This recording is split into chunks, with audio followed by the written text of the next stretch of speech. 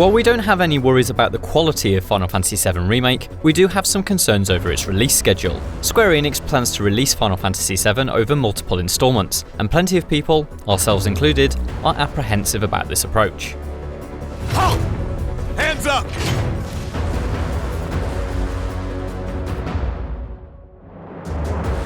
These concerns have been formed thanks to the limited amount of information that Square Enix has provided. So far we know that Final Fantasy VII Remake will launch on March 3rd as a 2 Blu-ray set, and that this game will only cover the Midgar portion of the original game. Beyond that, we have no idea what the remake project entails. No suggested length of the series, no information on how the episodes will link, and no indication as to how the development team will deal with the console generation leap due to happen shortly after the first game launches.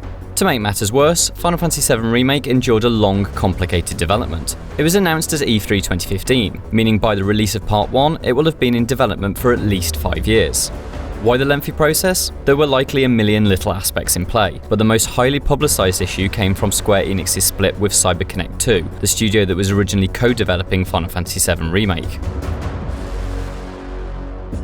When the split from CyberConnect 2 was announced in 2017, Final Fantasy VII Remake's co-director Naoki Hamaguchi explained his concerns. This company decision was made wanting to control quality, as well as keeping the schedule stable. He also described the decision as a sensitive subject, suggesting that the process had not been clean or easy. Complications like this would be easy to dismiss were we due to receive the full game in March 2020. However, this multi-year development period has been entirely devoted to just one section of Final Fantasy VII's story, and a short section at that. It's important to note that the city of Midgar we'll be seeing in 2020 isn't the same short introduction area that we explored in 1997. It has been massively expanded, and now is the size of a traditional standalone Final Fantasy game. But this expansion raises many questions for the project overall. Will this approach be applied to every game in the series? Will places like Junon, visited for just a couple of hours in the original, now be a 12-hour destination? If so, does this mean that the series is destined to be much longer than the trilogy of games so many expect? It seems that not even Square Enix itself knows the answer. In reference to future game development, the studio says, whilst the development team finished the first game in the project, they are planning the volume of content for the second.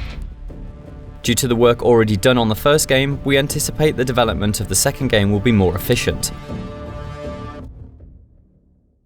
It's easy to worry that Square Enix doesn't have a solid plan for the series, with no idea how many games the series will span, and that this will negatively affect the pacing and content. In addition, the second game in the series is almost certain to arrive after the PlayStation 5 has launched. With that in mind, will Part 2 be a PS5 exclusive? Will it be a PS4 game? Will it be both? If so, will PS4 players miss out on content or features? And, most importantly, how will it deal with carrying over your progression from one game to the next, especially if you've made the jump to the next generation?